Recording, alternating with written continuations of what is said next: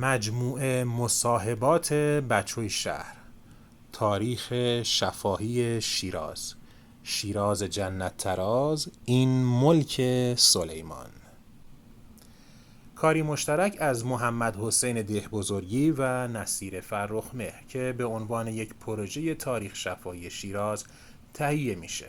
سری اول این مجموعه بین پاییز 1400 تا بهار 1403 فیلم برداری شده. در این مجموعه مصاحبات تلاش شده با هم قدم شدن با اهالی قدیمی شیراز، بچوی شهر، در کوچه پس کوچه های شیراز قدیم، بافت تاریخی شیراز، به درک ملموستری از فرهنگ و شرایط شیراز رسید. امید می رود با حمایت شما عزیزان از این برنامه در ماه‌ها و سال‌های آینده این مصاحبات ادامه پیدا کند. بچوی شهر، تاریخ شفاهی شیراز.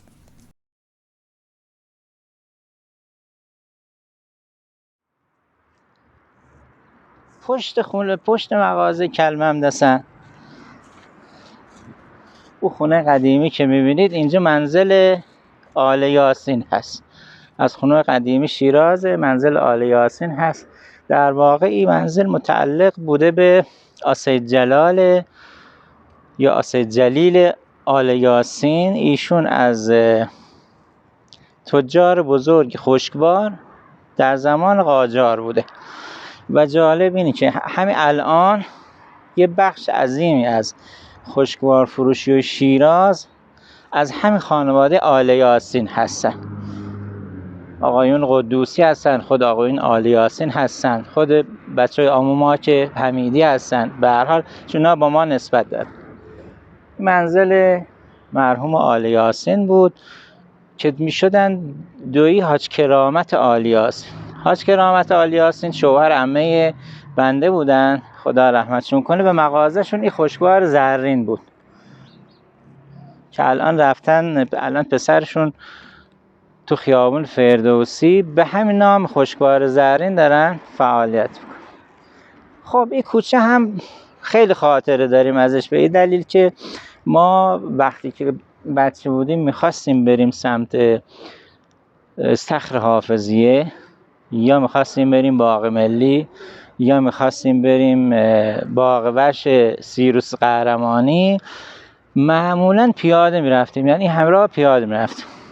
در بهترین شرایط ای بود که ما از اینجا تا دروازه اصفهان رو پیاده بریم، از توی کوچه همیشه میرفتیم، کوچه طاق اسکورو، و دروازه اصفهان سوار ماشین بشیم مثلا بریم چهارراه حافظی. ولی اغلب اوقات ما پیاده میرفتیم. خب توی کوچه هم باز خونه مهمی که بود اون موقع، میدونید خونه میرزا حسن عکاس باشه، شما از من خیلی بهتر میدونین، بغل طاق اسکورو هست. البته اون وقت که ما بچه بودیم میگفتن خونه عربا، حالا دلیلش نمیدونم. و من همون موقع ها شاید اواخر مثلا دهه 50 یا اوایل دهه 60 داخلش دیده بودم.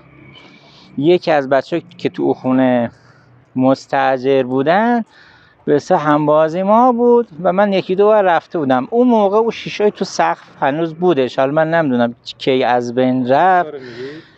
عکس‌ها بله نه پوزیتیو زده بودن مرحوم چهره‌نگار تو سقف و خیلی جالب بود. اونا هنوز بود اون موقع. بعداً تخریب شد، دیگه نمیدونم که اینا رو یه مقدارش هست هنوز ها، دیگه خبر ندارم. بعد دیگه از این برم که خب میرفتیم سمت بازار رو، میرفتیم دروازه اصفهان رو، میرفتیم سمت از بزرگتون استخر حافظیه. حالا اینجا باز یه شعری هم براتون گفتم، استخر حافظیه راجب دو پیازه آلو براتون بگم، چون دو پیازه آلو بعد استخر خب خیلی میچسبید. خوردن نون آلو، دو پیازه آلو هم میگفتیم نون آلو، یا بعضی هم گفتن ساندویچ نون آلو. خب خوردن نون آلو دو جا یادم میاد، هر کی نخورده نصف عمرش به باد. هیچی دم حافظیه، هیچی هم وقتی گذارت دم کلمی افتاد. پس 2 جو بود که خیلی خوردنش رسم بود، یکی دم استخر حافظیه و یکی هم دم کلمشیر جلو سینما دم کلیو سینما مهدا. هر چند جای دیگه نون آلو هم بود، مثلا چهارراه زند هم بود، ولی 2 جو خیلی تو ذهن آدم مونده. خب اگر حالا بخوام از این قسمت برگردیم، اینجام قهوه خونه بود، قهوه خونه محمد قهوه‌چی که چند سالم تبدیل شد به بنگاه معاملاتی و اینا. فکر کنم دهه 60 اینا بنگاه معاملاتی بود و بعد دیگه خبر ندارم چه اتفاق افتاد. از این برم که میرفتیم که خب کارمسرای روغنی و بعد هم یه قصابی که هنوز هستش و یه نفر بود به نام مراد بری.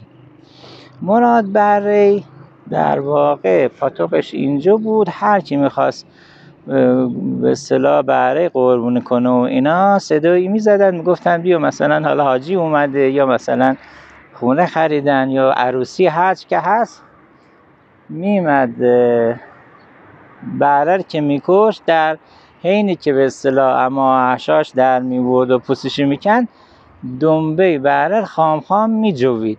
این جز خصوصیاتش بود که همیشه ما تعجب میکردیم مراد چجوری مثلا دنبه خام میخوره و اینا. بعد از اون بعد دیگه از در بازارم که بخوام برگردیم، او بر بازارم که رجب علی صراف بود.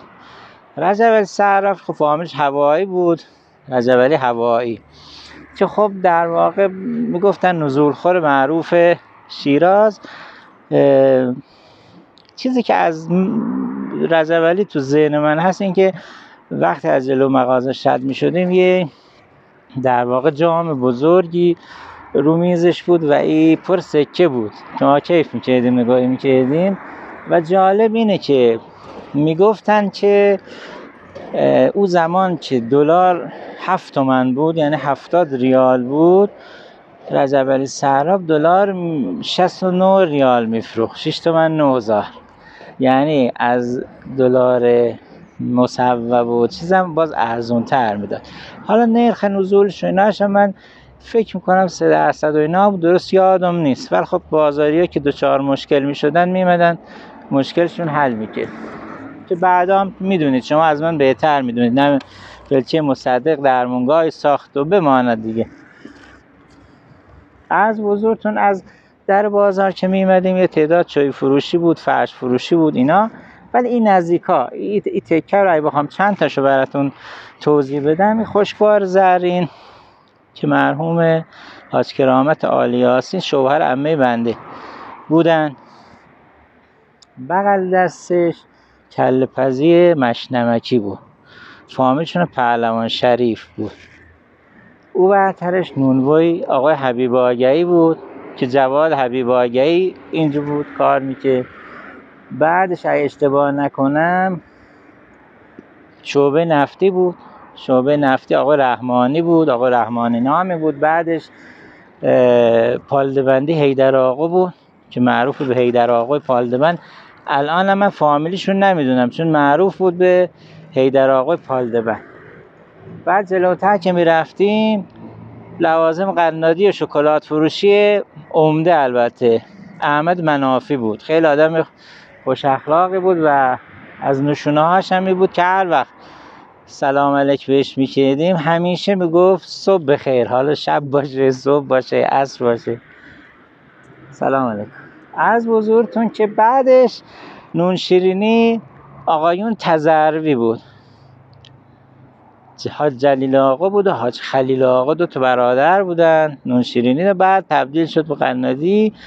پسرهاشون هم حالا نشونه بخوام بدم، یکشون تو شورای شهره آقای تزروی، حالا فکر کنم پسر جلیل آقا باشه اشتباه نکنم، فکر کنم هنوز جلیل آقا در قید حیات باشه.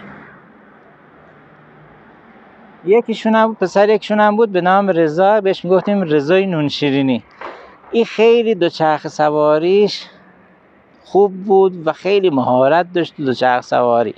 و ما اون موقع حالا به جای مثلا لونا پارکی که حالا میریم هیجان زده میشیم و مثلا اینها، اون موقع میگفتیم رضا ما یه دور با دو چرخه بزن. مار سوار دو چرخه میکرد، آنچنان ویراژ میداد و اینا، کل هیجان داشت و این خیلی کیف میکردیم، ولی یه تفریحی بود برامون که مثلا رضای نون شیرینی ماره گوشونه جلو مثلا دو چرخه و یه دور بزن. خب اجازه بدید بریم شروع کنیم بریم داخل کوچه.